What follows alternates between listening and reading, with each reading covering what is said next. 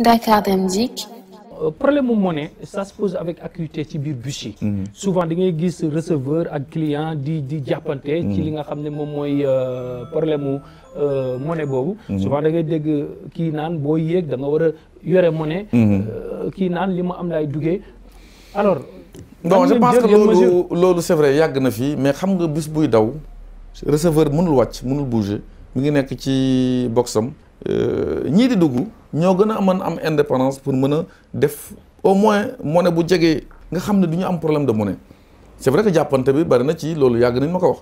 je pense que même temps yi ci côté communication je pense que am na amélioration sama service de communication def nañ fa ay sketch yu ndaw wane sénégalais yi nañ ñu dimbale seen bopp parce que c'est ça le problème receveur mënul wàcc dem di wuti monnaie lu gën a yomb mooy balaa ngay dugg.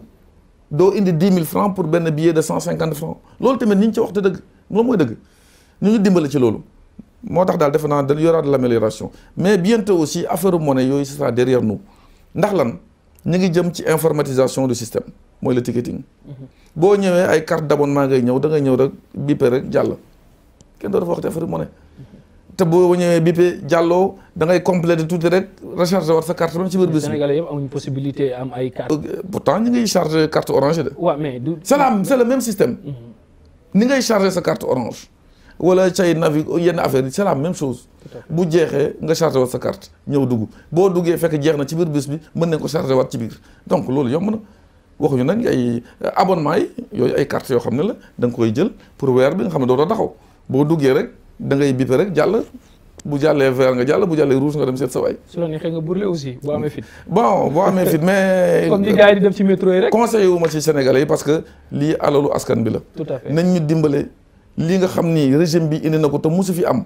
ci benn projet ñeenti téeméer juróom-ñaar fukk ak juróomi bus 475 ci benn projet musu fi am yàgg na fi indi ay bus nag ci projet yu bëri mais benn rek mu am lii te Sénégalais yi teg nañ seen bët xam nga ban société.